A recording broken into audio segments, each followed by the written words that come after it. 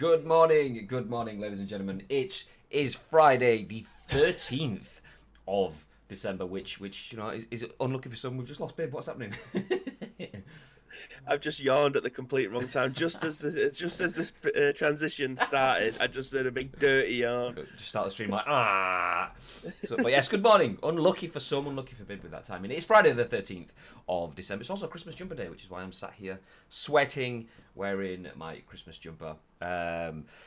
So you might see that I'm sat here, nice and comfy in my room at home, and for the first time, so is Bibby at the exact same time. There he is. He's sat chilling out at home because we were at the Twitch Christmas, feels weird saying this, the Twitch Christmas mixer. So we were at a Twitch mixer.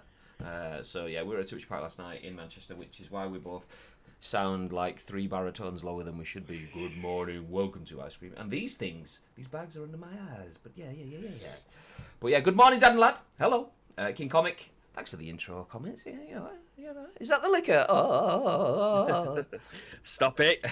every time we're going live, before the mics go live, we're sat there. We watch the countdown with you guys as well. Obviously talking to each other off stream, and that's all Bibby gets in his ear. Is that the liquor? Oh. Disappointed by the lack of Bibby's Christmas jumper.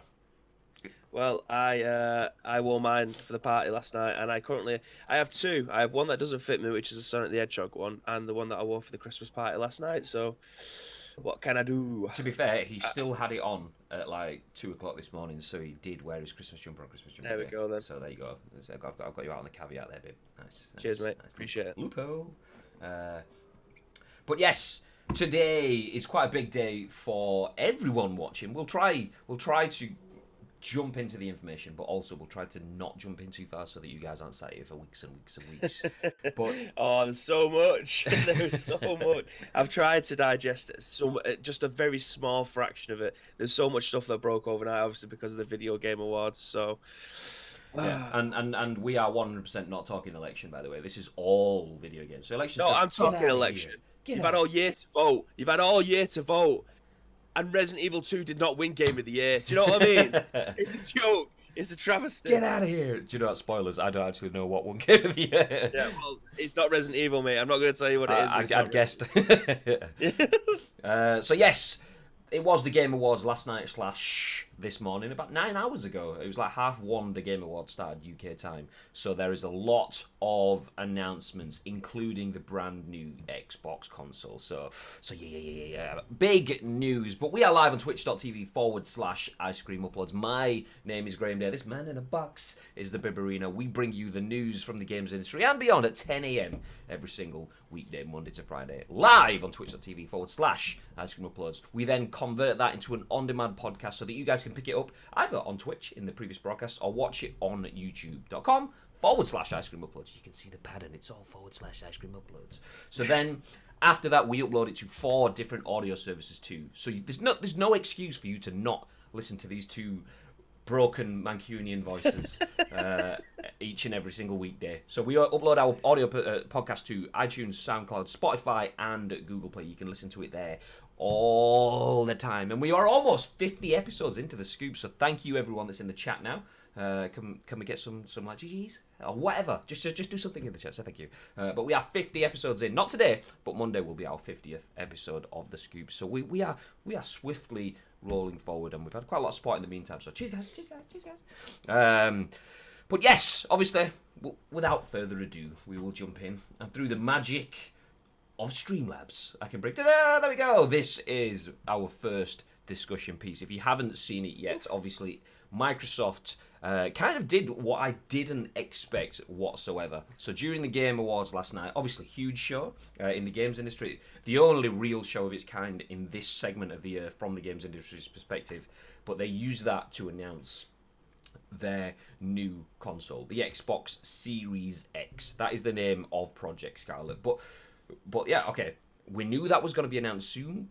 We knew it was coming. We knew there was the Game Awards. But the fact that Xbox didn't use their own platform, their own broadcast to push that out, instead they used the Game Awards, completely caught me off guard. Did not expect that. So whilst we were out last night, I thought, okay, we'll probably get longer Ghost of Tsushima trailer, as we expect. Maybe, as we said yesterday, something from Warner Brothers or something. Didn't expect any first-party announcements in terms of hardware. But there we go. What do we know? Absolute jack shit, so you might as well all just turn it off now, clearly. That's it, we're done by it. Bye! 50 episodes in, if you haven't realised that by now, then there's no hope for you. But sorry, no. 50 episodes is on Monday. Our 50th episode is on Monday. I did say that, by the way. Yeah, no, I just said it was today. Oh, so. okay. I thought you were just mugging me off then, like, I don't listen to you.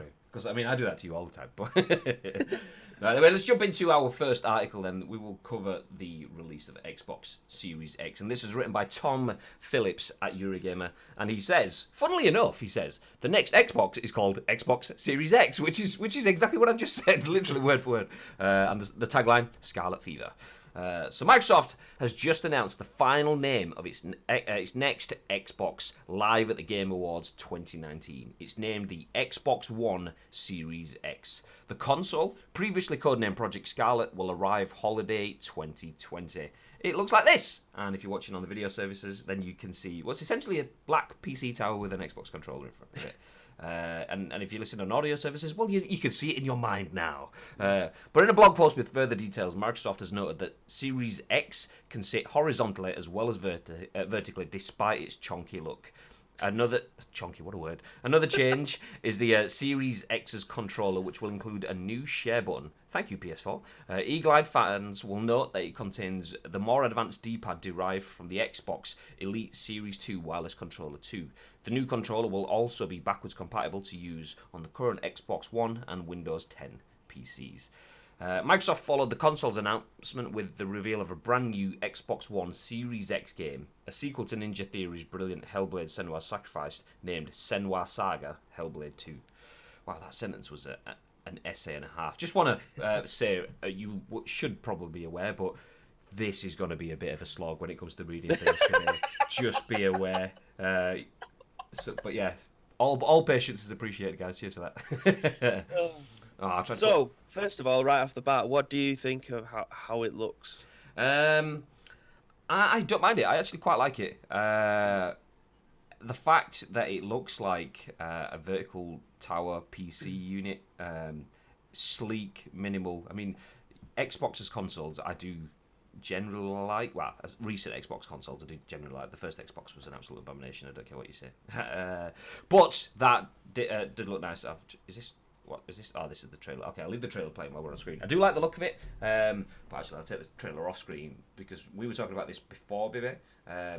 This unit behind me here with all these little squares. Absolutely no way that I'm having that with an Xbox fitting in there. If it's some tall PC tower unit kind of thing, it's never going to fit in one of those. And for me, thankfully, that sits behind me. But I know a lot of people have that sort of stuff in their setup. So Xbox have absolutely mugged off IKEA, or maybe they haven't. Maybe they're working with IKEA. I don't know if they have. I don't know if they have because that pad, it looks like it's going to be roughly 3 pads high or 3 pads long or 2.5 pads. Judging by that, whether or not that's the exact measurements that are on there, I'm not too sure. But it looks like it's going to be 2.5 pads tall. Do you know what? Whilst this video is playing on screen, I'm just going to roll back and... You're going to measure it with your pad? Measure it with your pads. 1 pad. 2 pads. Oh, they're about 2 and 2/3 of a pad high. So if it's 3 pads high, then we're going to have problems, ladies and gentlemen. It's confirmed live here on Ice Cream Up. Do you know what? Actually, I'm going to take the video off screen. You can see it now. You've seen it all. I mean, I am using PlayStation controllers, which I think are actually a bit smaller than Xbox ones, because these are just what I have here. So, 1 pad, 2 pads, and then the 3rd pad would be kind of like there-ish. So, there you go. Science, ladies and gentlemen. This is the cutting-edge stuff that you all listen to and watch live on Twitch.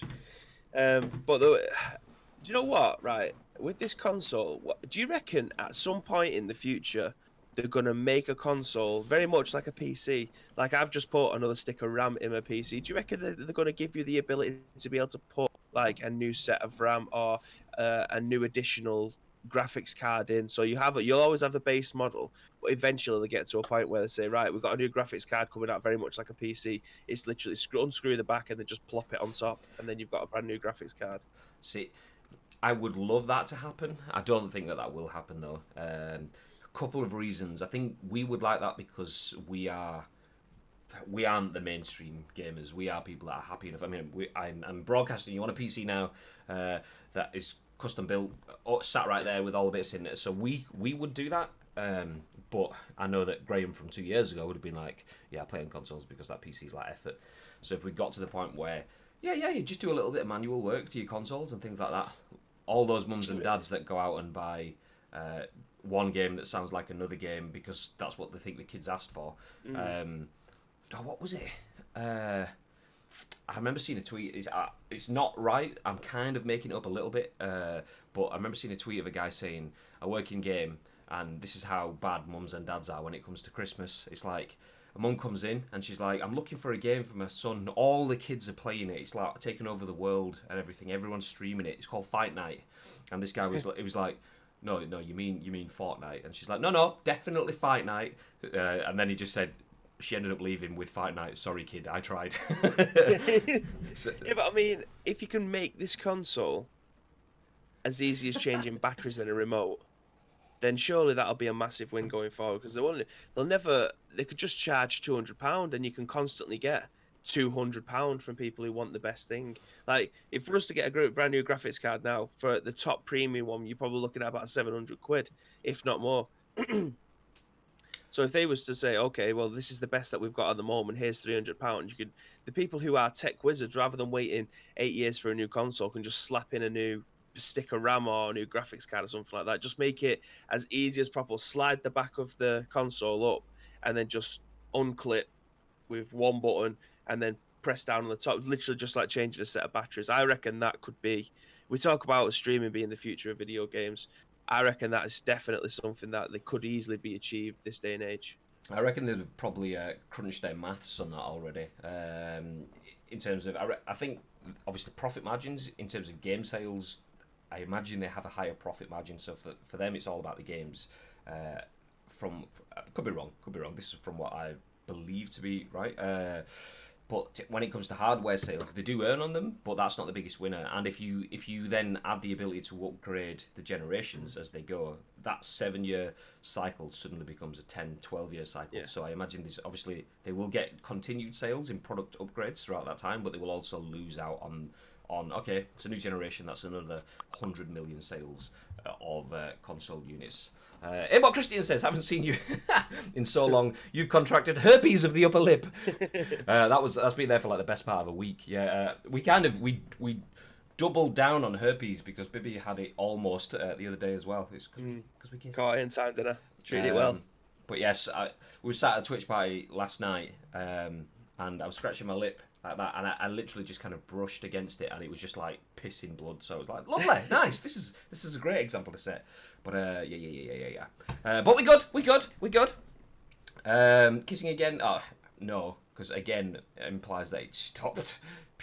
Morning, Griff. So yeah.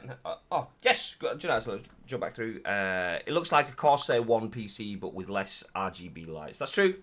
I mean, it does. I'm looking to the side trying to see it. It's actually on my screen. There we go. So yeah, it does look a bit like a Corsair 1 PC. I agree with it. I think that's kind of why I like it. It looks like that from the front. It looks like a PC tower, but then just below it, it almost looks like a PC tower mixed with something like an Amazon Echo Plus or like Xbox's version of a Google Home. No, maybe it does that sort of stuff. Who knows? But in the video, it looks like it glows green from the top. I don't know whether or not that's just a bit of what do you call it? A bit of CG or a bit of animation to make it do that, or whether or not it just pulsates green. I think it will have that in the same way that. Oh, where is it? I must have skipped past it or something. It probably just like an RGB in it. They've just got a green RGB in there. Yeah. I say RGB. How can it be just better? It's just like G. LED. It's not an RGB. It's just a G LED. I mean, save on cost. There's shitloads of R's and B's just lying around in a factory somewhere. That's not how it works. But yes, we have the eyes on it. I mean, I didn't expect it. I'm happy it's out now. But One thing I'm not happy with is the naming convention. The Xbox One Series X. So I mean, did you? What was it last year? There was all sorts of memes going around when they first announced the Xbox One X. It was like you got the Xbox. Oh, what was it? You've got an Xbox, then you've got an Xbox box, and then you've got an Xbox One box, and then you've got an Xbox One Xbox box, and it's just like what? So like the name was already confusing with the Xbox One X. To then add in Xbox One Series X, it's the same name again, but with a different word put in. And there was lots of discussion that I saw this morning going on comparing the naming situation to the Wii U.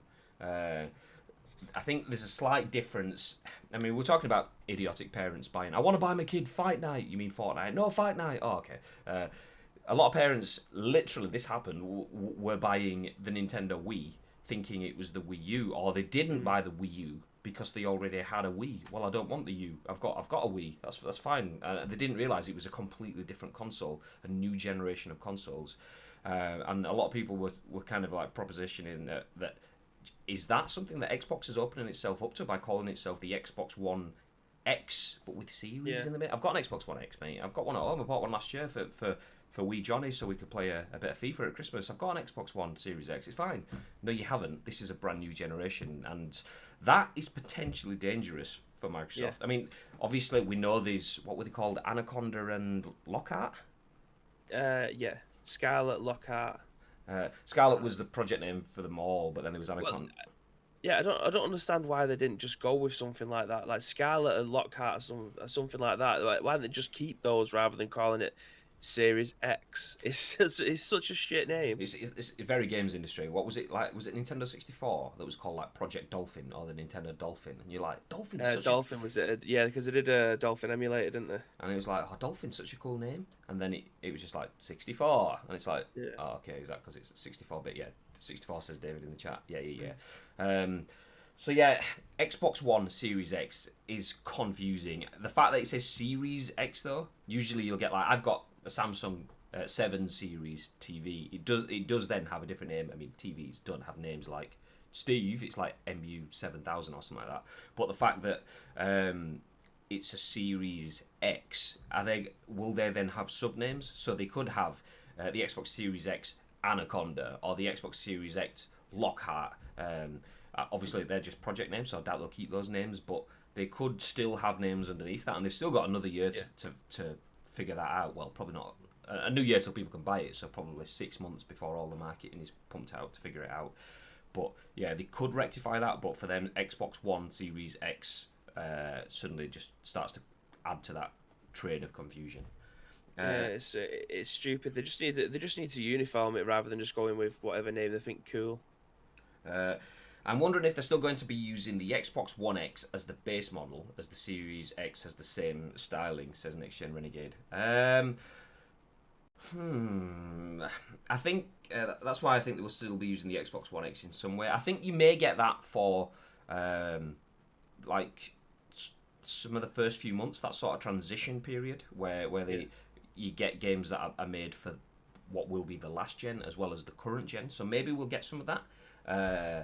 But yeah, I mean, let me bring it back up on screen as well. It definitely does look like that. Looks like the Xbox One X black version. Just if you just change the right hand side of it where the controller is going up to a thinner black, like, is it like a ridged bit as opposed to just one solid block? It looks a bit like a fatter version of an Xbox One X. So yeah, I can see that. But then you instantly undermine the generation. Then why do I get a new generation if it's just another version of the Xbox One X? So I think they'll probably support it in some of that, the backwards compatibility sort of ways, to keep that inclusive vibe, because that's always good for a brand to do. But I don't think that they will heavily do that just because you then undermine the reasons for going out and buying a Project Scarlet console as opposed to a base generation. Yeah. Do the revisions get called episodes then, says David? As in, like, episodes in a series?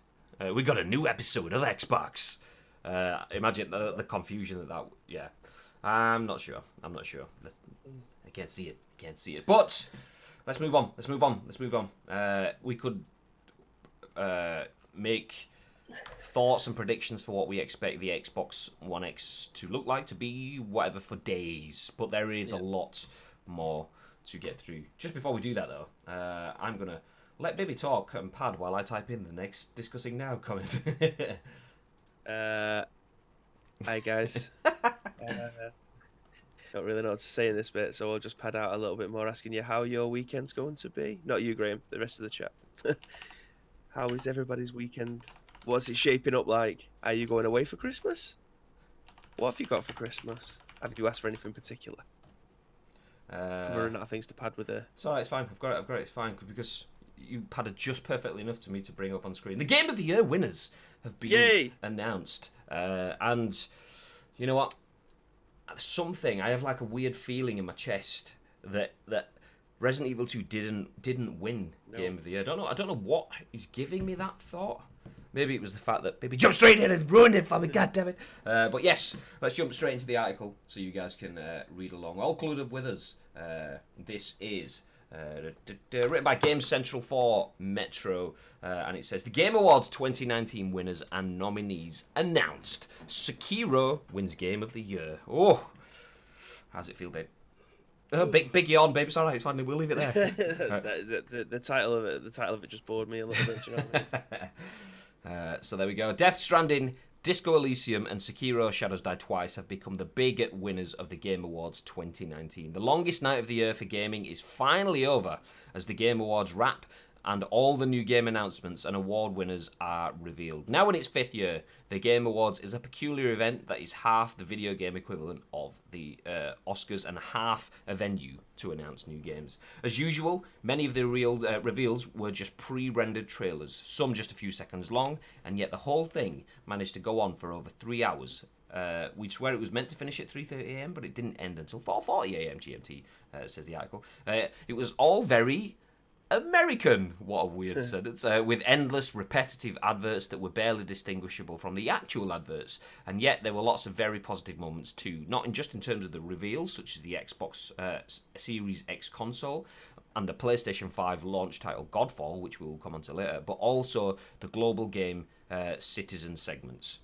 These focused on female Afghan game developers, a game charity to help military veterans, a young gamer talking about how he designs games in Roblox to raise awareness about mental health issues after his father committed suicide. And then, of course, there was the awards themselves, which you can find at the complete list for below. We were one of the international judges, and whilst we have to say not many of our choices won, it's still a decent set of results. The Game of the Year award went to From Software's Sekiro: Shadows Die Twice, while Death Stranding picked up 3 awards, of course it did, for Best Direction, Best Score/Music, and Mads Mikkelsen for Best Performance. That's still the most of any other game, perhaps less than was expected given the controversy over presenter/organiser Jeff Keighley being best friends with Hideo Kojima. That's why I said, of course it does. I didn't realise that line was going to be in there. So, running through the list. Game of the Year Awards 2019. Winners and nominees. So the Game of the Year... Do you know what? We won't run through the list of nominees. Woo! I have noises in my ears that I can see. King Comic... hosted us 24 minutes ago, and I can't even see what that one was. It's not even refreshed on my feed yet. I will get back to you. There we go. It's in there now. Next Gen Renegade using his Twitch Prime subscription to get involved. What a guy. Thank you very much, Craig. You lovely, lovely man. If you He only subscribed like the other day as well. He just loves it. He just subscribes all the time. I mean, like every day, a couple of days at a time, twice a month. But yes, if you guys, if you've got Amazon Prime, which a lot of people have at this time of year, I mean. Obviously, Amazon Prime's really good because you get free delivery of stuff straight to your house. But if you have Amazon Prime and you link it to your Twitch account, you get 1 free subscription to a Twitch channel. And I'm not saying that you should use it on our channel. But, if you want to, yeah. I mean, whatever. Just say it. Anyway, back to the article. I'm not going to read out the nominees. I will just read out the award and the winner because we could be here for hours. So, Game of the Year... didn't go to Resident Evil 2. It went to Sekiro: Shadows Die Twice. And Bibby... No, Bibby. It's all right. It's fine. You're not on camera. Best Game Direction. Didn't go to Resident Evil 2. Went to Death Stranding. Best Narrative went to Disco Elysium. Best Art Direction went to Control. Best Score/Music went to Death Stranding. Best Audio Design went to Call of Duty Modern Warfare. And it's funny, that one. Let's pause on that one for a second. Call of Duty Modern Warfare winning Best Audio. I obviously wasn't sat in one of the meetings, but I think it was at Gamescom and E3, or just one of them, maybe both of them. Call of Duty had like a journalists behind closed door session where they talked about, do you know, in this Call of Duty we've gone after audio, we've gone after sound, and they did like a presentation apparently where they had like, say, a picture of in-game concrete walls and a bullet hits them and goes boom, but then they had a picture of like in-game wooden walls and a bullet hits them and it goes like, but then they have a picture of metal walls and it goes, and it's like, this is what a bullet sounds like from here, this is what a bullet sounds like from there. So by that point, as a journalist, no other game in the industry has sat down and showed you like, this is why we've used this sound, this is why we've used that sound. So even months ago, people were saying, okay, that is absolutely, even if it's not the best audio, journalists are just going to go, well, I remember Call of Duty has good audio, so therefore it shall win. So yeah, Call of Duty winning best audio design, not surprising whatsoever. Best performance, Mads Mikkelsen as Cliff in Death Stranding. Games for Impact, I don't even know how to say that. Is it Gris? Is it Gree? I think so, yeah. Best ongoing game, Fortnite. Absolutely. You wouldn't expect anything less. Best independent game, Disco Elysium. Best mobile game, Call of Duty Mobile. Interesting. Best community support, Destiny 2. Bib knows about that. Best VR/AR game, Beat Saber. I know about that. I know about that. Best action game, Devil May Cry 5. Best action/adventure game, Sekiro, Shadows Die Twice. Best RPG, Disco Elysium. Best fighting game, Super Smash Bros. Best family game, Luigi's Mansion 3, should I say. I mean, I kind of expected that too. Luigi's 3, Luigi. Best strategy game, Fire Emblem Three Houses. Best sports/racing game, Crash Team Racing. Best multiplayer game, Apex Legends. Interesting. And fresh indie game presented by Subway goes to Disco Elysium. Oh my god, I thought we'd done. We still got more. Wow. Okay, buckle in, folks, buckle in. Content creator of the year, Shroud! Yes! Best esports game, League of Legends. Best esports player, Buga, who won. Was he the Fortnite kid that won? Fortnite champion. Yeah. So best esports team, G2 Esports. Lol. Best esports event, League of Legends World Championship 2019. Best esports coach, Bibi from Ice Cream Uploads. Best esports host, Effie Skiox Deportere. If you want to know, it actually was Bibi. It's in the article. You can read it there. Oh, it's gone off screen. Oh, look at Players' Voice Award goes to Fire Emblem Three Houses, and the best gaming tweet of the year goes to YT Sunny's. I've not even seen this, so I haven't seen this. Let's. Oh shit! Yeah, I've seen this. Is this Terms of Service? Oh, it's that one. Okay. No. Yeah, I've seen this one. And he gets to the end and he can't actually finish it. No, I think this is when he does finish it. I think he's like one of the only people in the world to finish this map. No. Do you know what? Let's watch it together. I'll leave it on screen. It'll be absolute potato quality. I apologise, but that's Twitter's video buffering because this is from an embedded tweet. Where's audio? This is special. This is a special run. So for those of you can probably hear it now. We're watching one of those like crazy Mario levels where someone's created a custom world. What the fuck? This just absolutely just makes me. I don't know how I feel. The anxiety is. I mean, as a person that doesn't have anxiety, this gives me. This is it. Yeah, watch. This is. Finish the game. Yay! Oh no. Also, we can't get past that. Yeah, all that and you can't even finish it. I regret nothing, says the tweet, and you understand why. So if you play all the way through that, you hit the thing at the end, and then the game obviously auto-runs you, and you can't actually get past it, so you can't finish the level. So yes, YT Sonny just loves to see the world burn. What a bastard. What a bastard. Pirate says, sorry I'm late. Things were crazy today. At least I had some Twitter rants to cheer me up. Thank you very much for joining us, and thank you very much for the host as well. I'm interested to hear about the Twitter rants. Tell me more. I can fill you in after this. Oh, okay. But what about the Twitter rants? Way, let's. So yes. Obviously, feel free to host the channel as much as you want. Very, very much appreciated. We will try to call it out when we can. We try, obviously, not to let it interrupt the show too much. As you can see, 5 minutes ago, Pirate is host, but thank you very much, Pirate. Much appreciated. So let's ignore Resident Evil bib, because I mean we don't want you to start smashing things up, cutting people. I mean we don't need that sort of stuff. But anything stand out in particular in terms of who won what or who should have won what aside from Resident Evil? Well, we kind of predicted that Death Stranding would pretty much tear up the awards. I'm super happy that Stroud won the award as much as I do like Courage. Stroud's my boy. Do you know what I mean? Love that guy. I don't think there's anything. The Disco Elysium thing. I don't think I've ever seen anything from. It's just obviously a game that has just completely passed me by and probably isn't something. I'm googling it now just to make sure that I don't step my foot in it. Oh my god, it's got 10 out of 10 on Steam, 92 PC game and Metacritic. Oh my god, this is a Mark Bamber game if I've ever seen one. Yeah, I same thing. I'd not heard of Disco Elysium. I mean, I've heard of it. I've not seen it, and I genuinely thought it was like an indie PC game because of the lack of exposure that it had. And then with the name like Disco Elysium, I'm thinking, is it Just Dance PC? Yeah, that's what I thought it was. I thought it was gonna be like a rhythm game. But yeah, I mean, I've just I'll bring you guys into what I'm looking at. I'm looking at a video on YouTube from IGN. So Disco Elysium, the first 26 minutes is this video on IGN's channel. I'm just gonna click through. Obviously, as you can see, it's definitely not like Just Dance kind of thing. It's what do you call that perspective? It's a post-apocalyptic. New Dungeons and Dragons influenced detective thriller RPG, says the. Is it isometrical? Is that the word I'm looking for? Well, if it's not, we will just say that so we can move on. Look at this isometric view game. There's so yeah, it's probably not my kind of game. Looking at it, I mean, I can see that, and I've heard multiple different sources talking about how good the game is. The fact it's getting 10 out of 10s and things like that clearly is a good game for those interested. Style-wise, it doesn't look like it would be my kind of game anyway.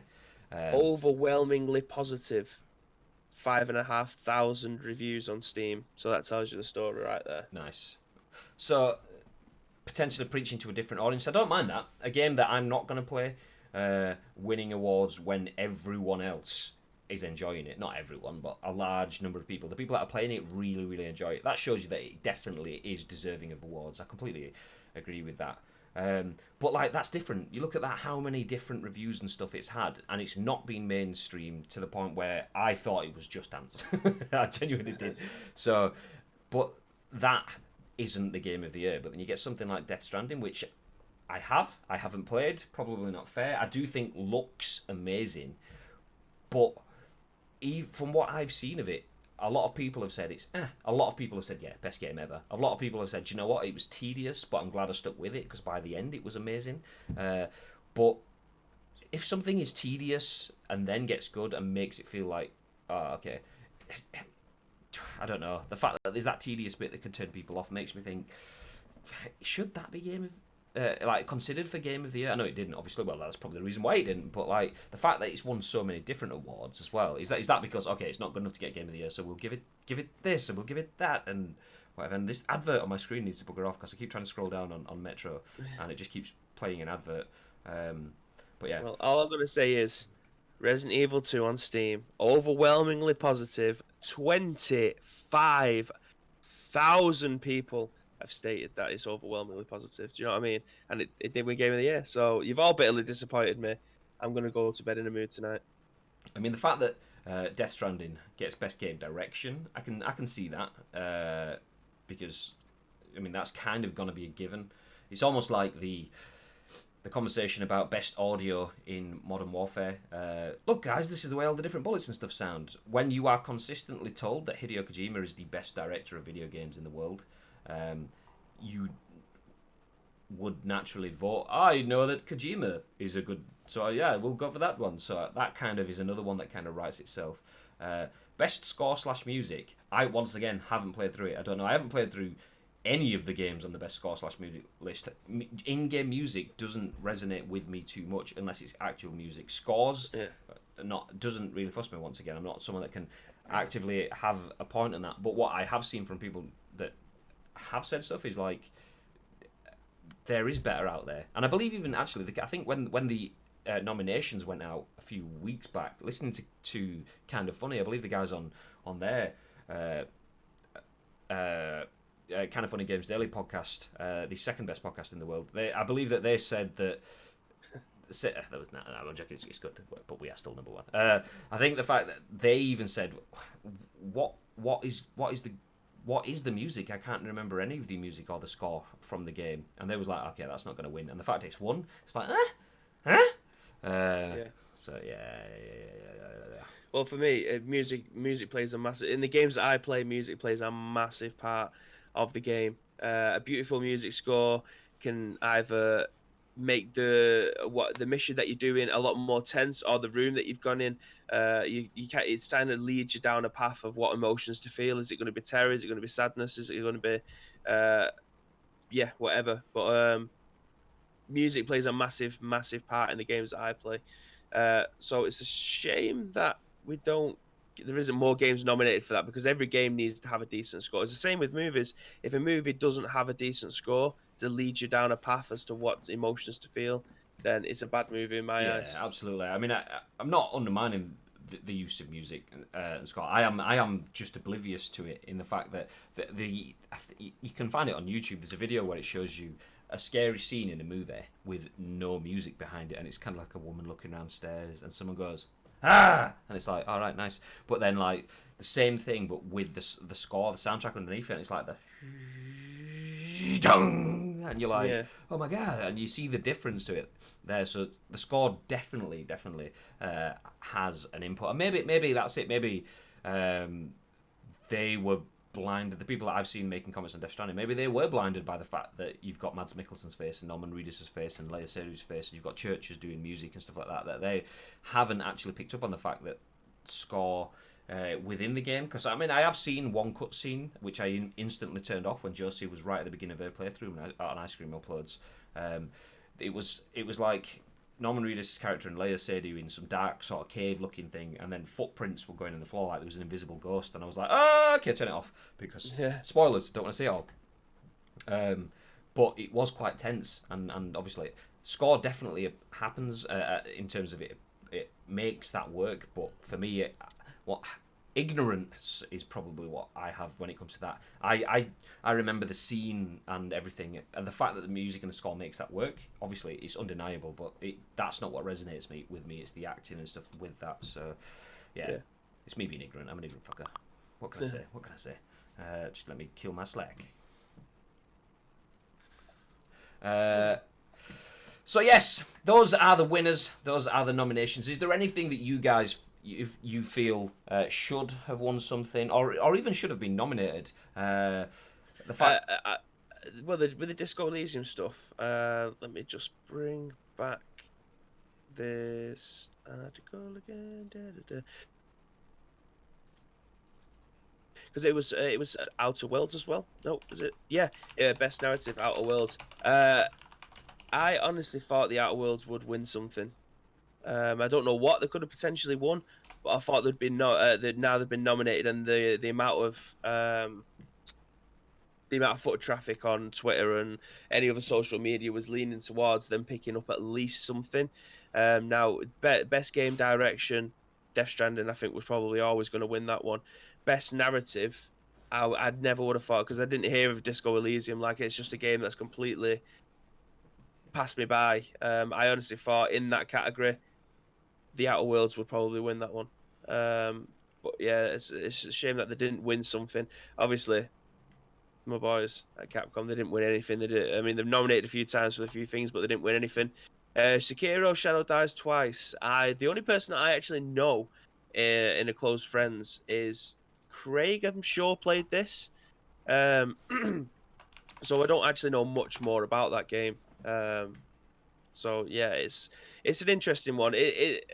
This video game awards usually is down to a popularity contest.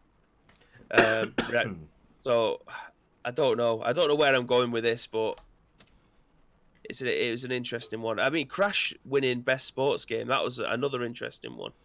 I got that when I hit that. I was at the point where I was just kind of like saying words and didn't even. Crash Team Racing Nitro Fueled wins best. Yeah. See, that for best me, sports / racing game. That for me shows, and there is an undeniable level of ignorance. Not that it's not deserving. In my opinion, I would have probably put that last, if I'm being honest. But that's my opinion. But I do believe there is a level of ignorance when it comes to sports games, and you will see it when people were running through the reviews, the nominee lists. You'll go best strategy game, best direction, best audio, and they get best sports game, and they just kind of go, oh yeah, best sports game, whatever, and skip straight past it because they don't know and they don't care. It's an annual release kind of thing. So, it's another Dirt game, or it's another eFootball Pro Evolution Soccer 2020 game. It's another F1 game. It's another FIFA game. Oh, Crash Team Racing. Oh, I like Crash Bandicoot. Yeah, we'll vote for that one. And you do get a lot of that when it comes to video games journalism. So Crash Team Racing Nitro Fueled getting best sports/racing game in that category is just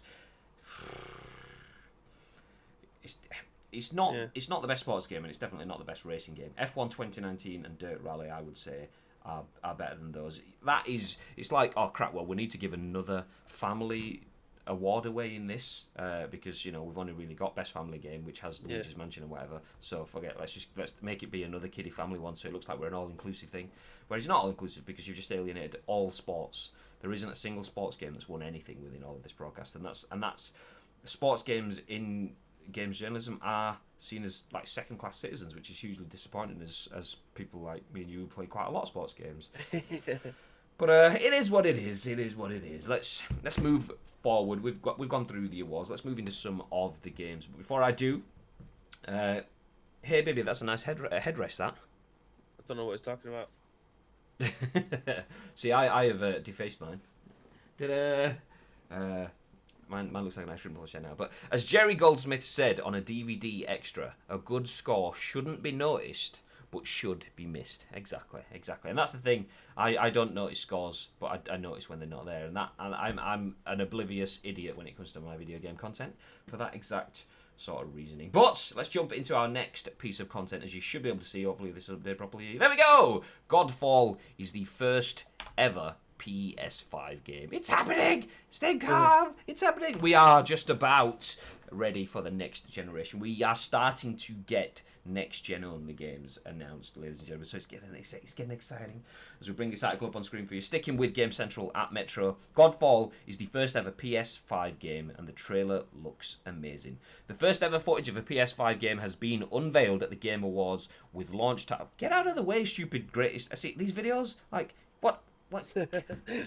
Get out of it. Get out of here. For those of you on audio services, we have the article up on screen and any pre-roll ads and stuff that pop up on the screen. Game Central, Metro, should I say, has these fucking annoying little things. So The Greatest Dancer Season 2 on BBC First Look trailer is now playing. Nobody cares, so I've paused that. Anyway, the first ever footage of a PS5 game has been unveiled at the Game Awards with launch title Godfall from publisher Gearbox. Not only did the Game Awards unveil the name and design for the next-gen Xbox, but it also offered up the first ever look at a PlayStation 5 exclusive game. Sony themselves weren't there, though, as it's been published by Borderlands developer Gearbox and created by Counterplay Games, who haven't made a console game before, but are made up of a team that have worked on the likes of Ratchet and Clank, God of War, Destiny 2, and Horizon Zero Dawn. The only information offered is what you can glean from the trailer and the developer's description of it, as a looter slasher, i.e. something in the style of Destiny, but with a focus on melee combat instead of shooting. Godfall is a third-person action role player in a fantasy setting, but beyond that, there's not much you can say for certain from the footage released so far. That seems to be some kind of hydrolyte. That's interesting the ways, but that seems to be some like he's looking at it. Anyway, there seems to be some kind of hydrolyte monster making an appearance at the end, but exactly what's going on, only the developers know at the moment. The game can be played solo, but is primarily designed as a co-op experience with up to 3 people. Again, much like Destiny. The odd thing about Godfall is that technically it was announced a while back, but nobody really paid any attention, as there was no trailer or detailed information, and certainly no indication it was a PlayStation 5 exclusive. According to Gearbox, it will still be released on PC as an Epic Game Store exclusive, but it's unclear if a timed console exclusive could appear on Xbox Series X at a later date. So the Godfall PS5 release date, the game was given a release date of holiday 2020. Okay, well, that is absolute clickbait. That's just like, let's get release dates in. Do you know what? I'm not even going to read through it. It's coming out at the same time as PS5. I will hit play on the trailer, as we It looks cool. discussed. I'm watching it as we speak now, and it looks cool. It definitely looks like a baby game. Yeah, absolutely. I watched this morning. As I was in the shower, obviously we got in at 2 o'clock ish last night after the Twitch party. Obviously the Game Awards were in full flow then, but by that point I'm not going to sit through the Game Awards after being however many beers in, watching Bibby destroy the opposition at beer pong. This happened. Yeah. Sorry, Ash. So yeah, I watched it this morning. I actually had my phone on the side as I was in the shower, so I could get showered and look through stuff. And for a bit, I was like, "Is this some sort of like Destiny spin-off?" So the fact that they're saying some of that stuff in the trailer, and they mentioned that they're trying to make it a co-op experience, and I'm thinking, okay, well, that's clearly what Gearbox are going for. And then you see this, and you're like, "Oh, look, it's an Xbox 360." Wow! And then I was like, "Oh, that's pretty cool. It's a nice little shot." And then that thing pops through. So at this point in time, as the article mentioned, there was a weird Hydra thing. We just watched through the trailer on the broadcast. If you listen on the audio service, and yeah, the trailer essentially finishes with what looks almost like a Hydra coming through the clouds, big fiery red eyes and stuff. And then it says Godfall. So is that a godlike creature? Is that what it is? Is it coming down from God? Land. Yeah. So it does look good. It definitely is a baby game. This I'd be very interested to pick this one up, but obviously it's not going to give us a release date because nobody knows when the PlayStation is coming out.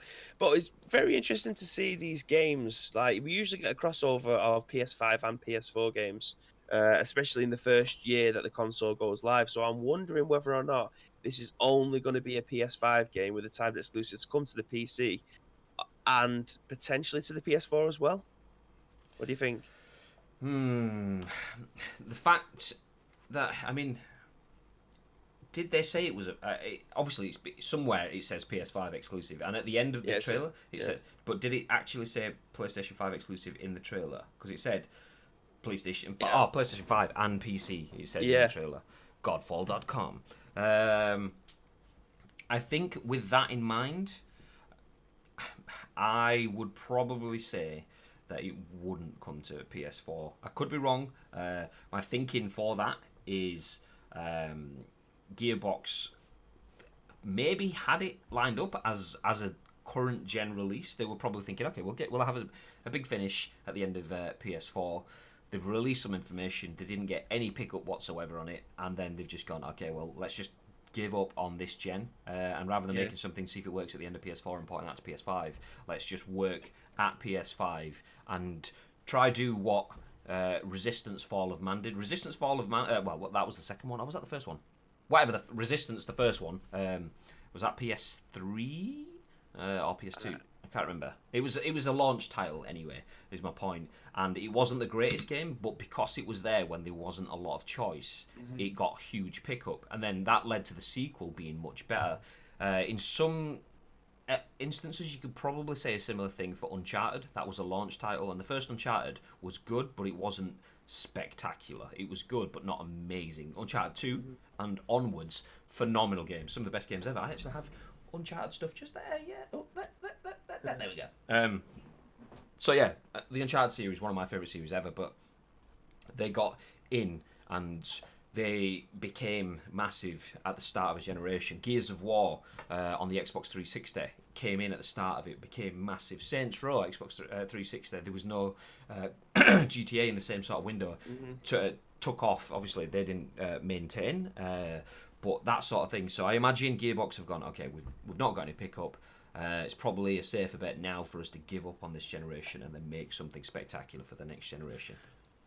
Well, that brings me to my next point. And then, do you reckon that they're going with something that's tried and untested as a release game, then rather than giving you something like Horizon Zero Dawn first party? Well, Horizon Zero Dawn, they're going to go as a PlayStation exclusive, but rather than going with Horizon Zero Dawn 2, they're going to go with something that's tried and untested because they know people aren't going to be able to pick up this console on day one. There are going to be a lot of people who will, but compared to what we've got in the wild now with the PlayStations being in pretty much every single household in the world, the install base isn't going to be that big for this game. It's going to be one of the only games that are going to come out at the time when the console gets released. Is it risk free for them? Do you reckon then? I'd imagine Are they just going to write this one off as it's a release game? Or are they expecting big things from it? Because they can't expect the biggest of big things with a game that's coming out alongside a console, which not everyone's going to be able to afford on day one, Well, compared to 6 months later. it can be a bit of a poison chalice if you're a release game on a format, and the format itself fails, then you fail by proxy. So let's look at Stadia. The format itself hasn't failed, but it hasn't succeeded either. It's for what people expect from it, it's failing. So yeah, anything that's come out on Stadia, what was it? Guilt. Yeah, Guilt. yeah. The developers of Guilt have clearly thought, okay, we'll put our eggs in Stadia's basket, and thought, okay, we will take off with it.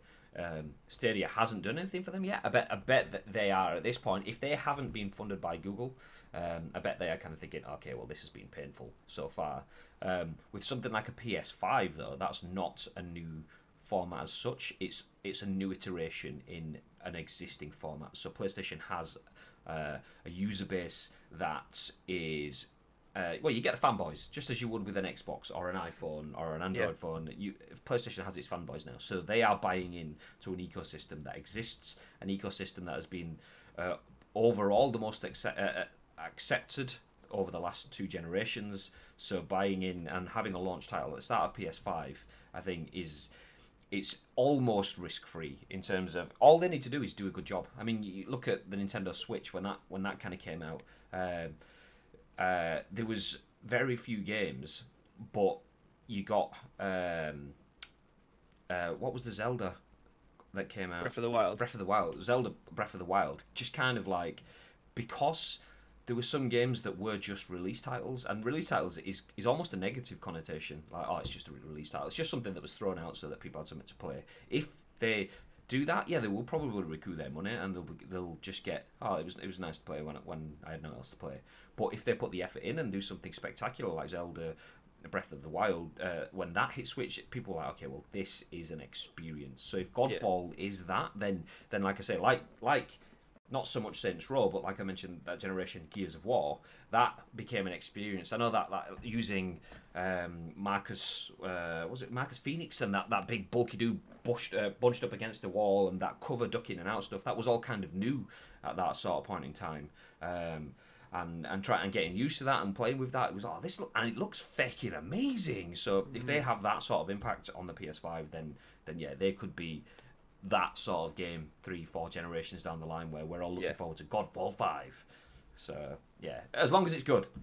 If it's just a Destiny copy, then okay, well, Destiny will have all of Bungie's might behind it as well. Not that Gearbox isn't a big company. Obviously, published Borderlands, Counterplay Games. Obviously, they've worked off Ratchet and Clank, God of War, Destiny 2, and Horizon. So some big games. They've worked on Destiny, but Bungie themselves, without any of the Activision shackles, have the potential to do something massive. So you do not make a Destiny copy when Destiny has the ability to be the best Destiny it ever could be right now. So yeah, as long as they find their own voice, I think it is relatively risk-free for them in terms of as long as it's a good game. As long as that's it. What is it? If it's a good game, I think they're fine. Yeah, boy. Yeah, boy. What the hell? I've got random music playing in my ear. Oh my god. Is that Wolf Amongst Us? It is. Have you ever? Did you play Wolf Among Us? I did not. It's one of the only Telltale games that I don't think I've actually picked up and played. But the reason I've included this one is because it is incredible that it is still coming out, despite. Forget it. We'll go after. I'm going through the article, talking about the article before we've even read the bloody thing. So that's fine, because you just padded enough for me to get the Wolf Among Us 2 written up on the screen. So that's fine. Yes, it's almost like you knew what you were doing there. But I'll bring this up on screen. Absolutely. In just a second when I find the thing to bring it up on screen. There we go.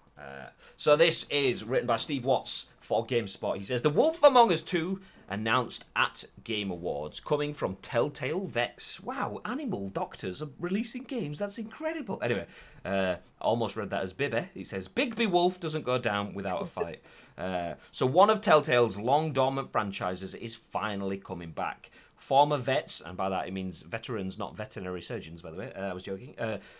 Former vets from the studio announced at the Game Awards that he's partnered with the Ad Hoc studio to continue and co-develop on a second season of The Wolf Among Us.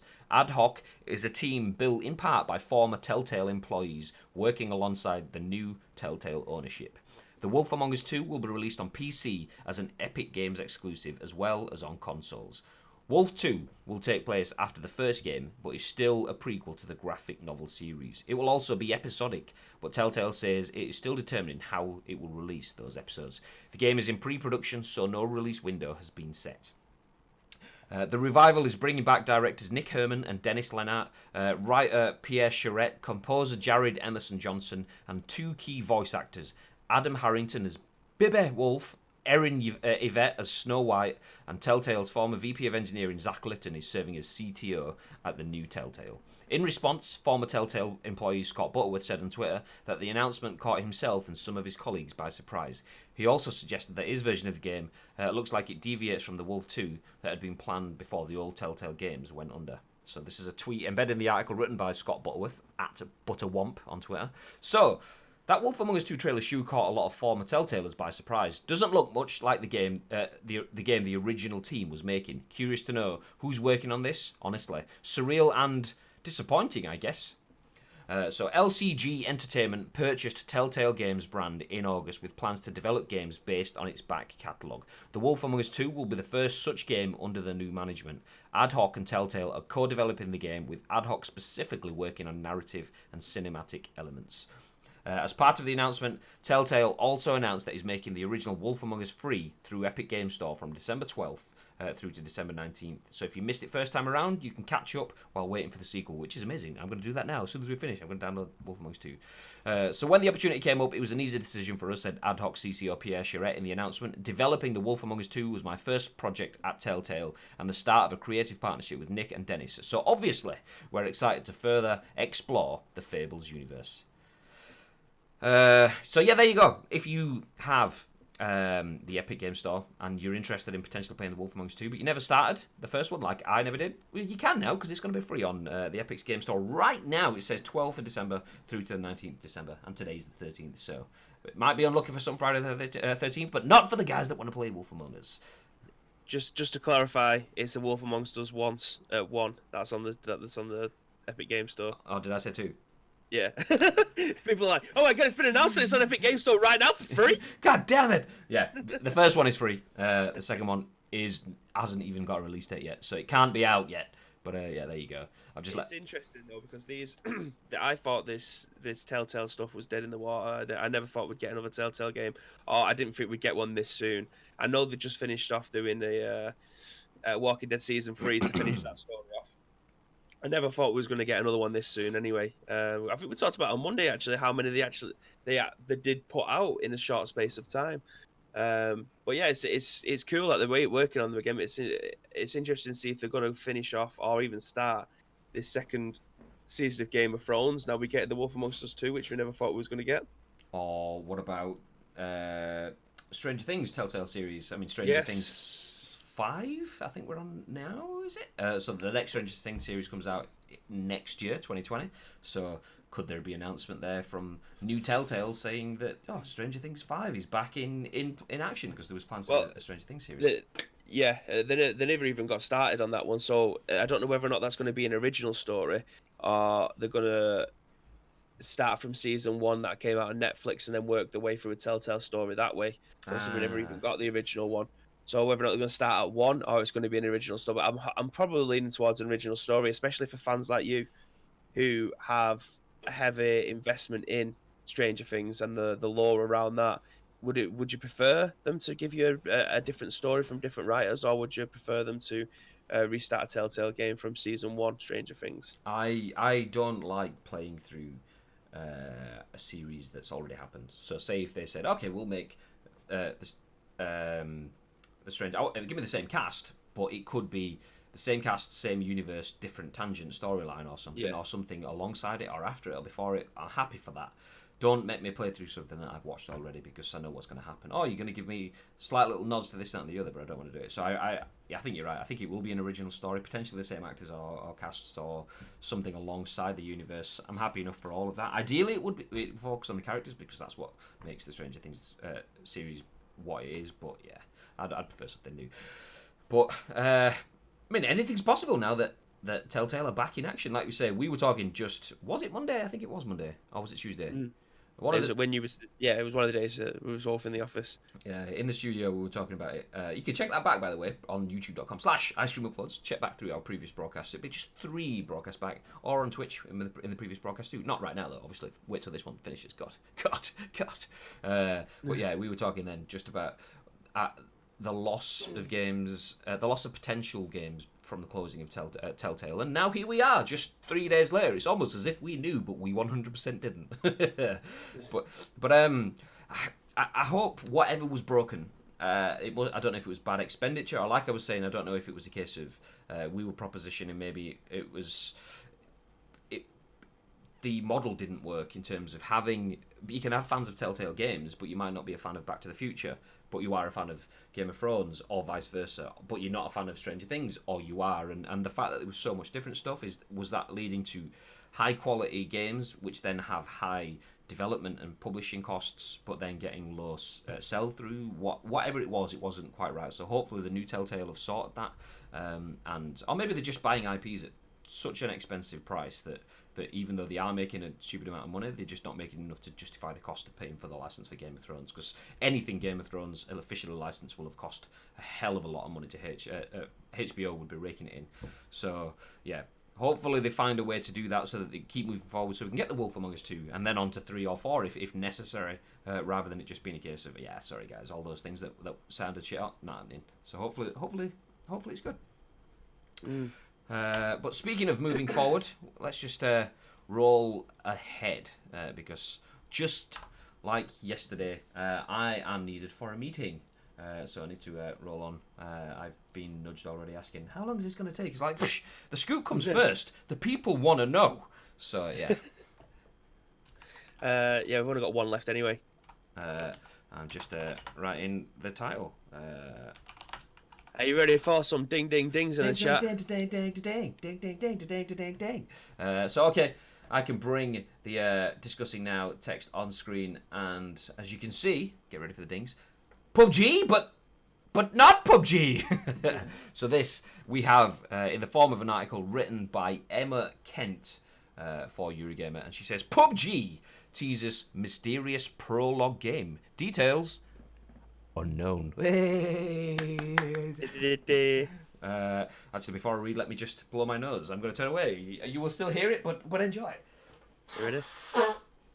Oof, tasty bass. Oh yes. So I'm not sure exactly what I'm looking at here, but PUBG Corp has unveiled a new game, and it's called Prologue, says Emma Kent for Eurogamer. As part of the Game Awards announcement, a very short teaser trailer of Prologue was shown off, which you can view below. I'm not going to lie, most of it is staring at a rock, but it does give some distinct horror vibes. This is it. This is PUBG meets so it's Graham meets Bibby. PUBG, but horror. What the hell? So whilst we are still very light on details, surprisingly, it's not the narrative-based game in the PUBG universe announced earlier this year by new studio Striking Distance.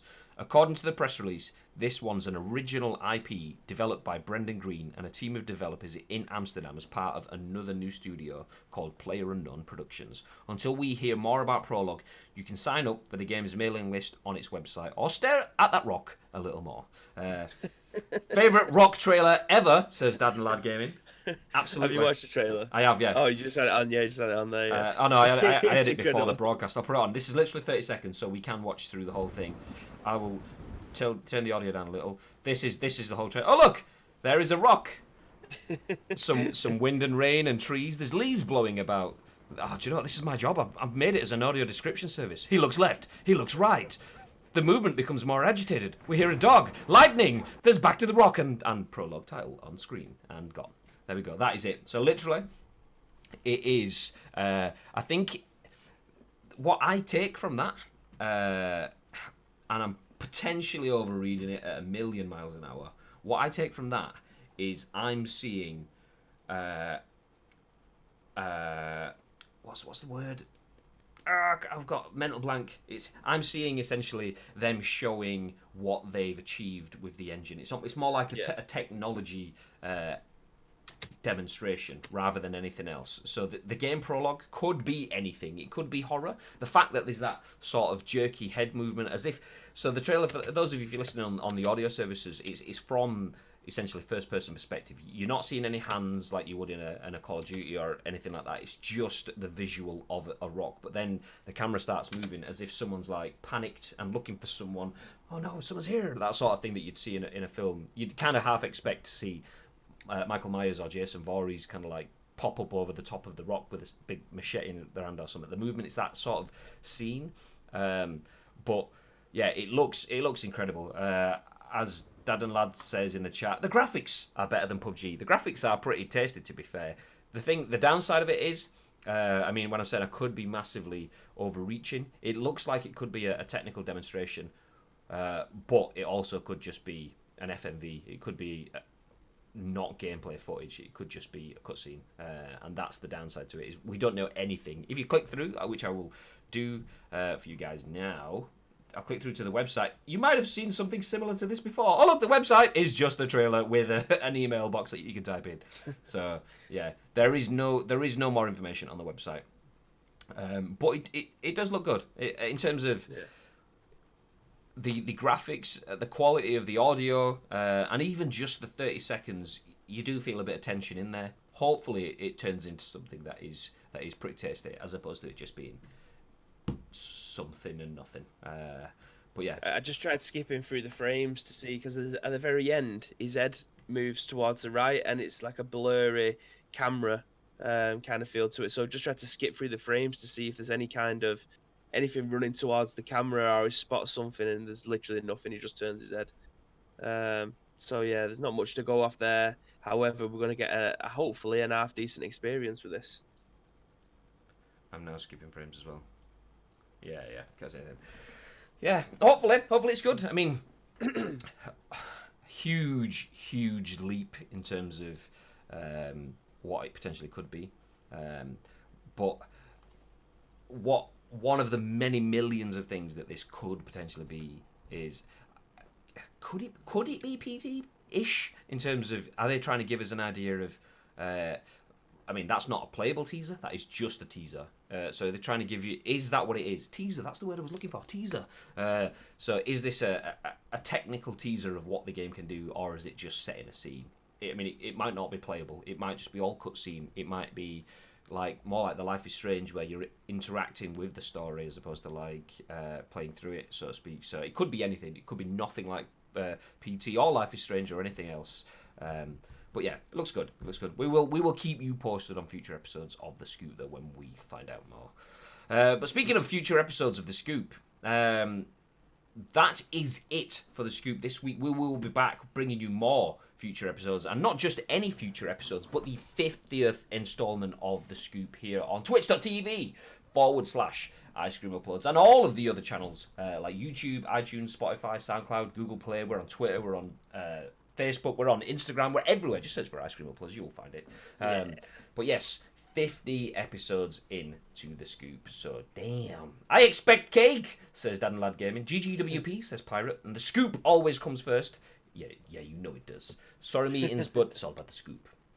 So yes, that is it for Scoopilicious content today, ladies and gentlemen. There has been a lot to go through from the Game Awards. We've hopefully given you the digest that you guys needed to take with you, and you get a little bit of something out of that, because there's been some good stuff. Yes, Resident Evil was absolutely shafted, and Bibby has been breaking things off screen.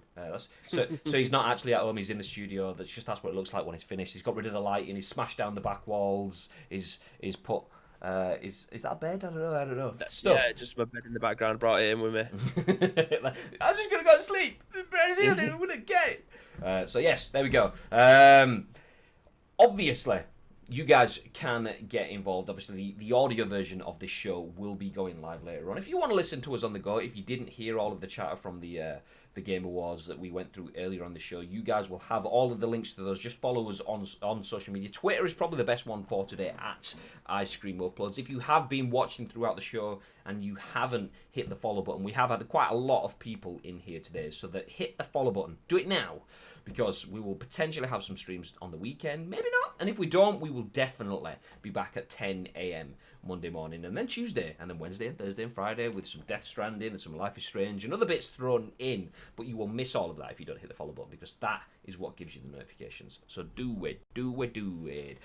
But I think that's kind of it from me. Anything you want to add before we go, babe? Yes, the chances are quite high of me playing Resident Evil 3 tonight. Ooh. So we're going to continue through that playthrough. I'm not entirely sure when, so do stay locked on to all of our socials, including mine. We've got to be on the Ice Cream Uploads ones as well. Again, not too sure when that's going to be. It will be today and potentially over the weekend as well. Lovely. But if you want to get involved in anything, you want to be a part of the show, then tag us on social media with all the articles that you want to hear our opinion on. We'll do our best to include them for you. Yeah. So at Ice Cream Uploads Twitter, at We've Got Babino, at Graham_Day, you'll find us all there. Send us all of your thoughts, all of your comments, and we could include it in the scoop next week on the 50th episode spectacular. We want to see you all there, because it's a big thing. 50, half a century. Absolutely. So make sure you're there 10 a.m.-ish Monday morning. Have yourselves a very lovely weekend. Join our resident Evil expert for some Resident Evil fun times over the weekend. Until then, have yourselves a lovely time. And don't forget, stay frosty.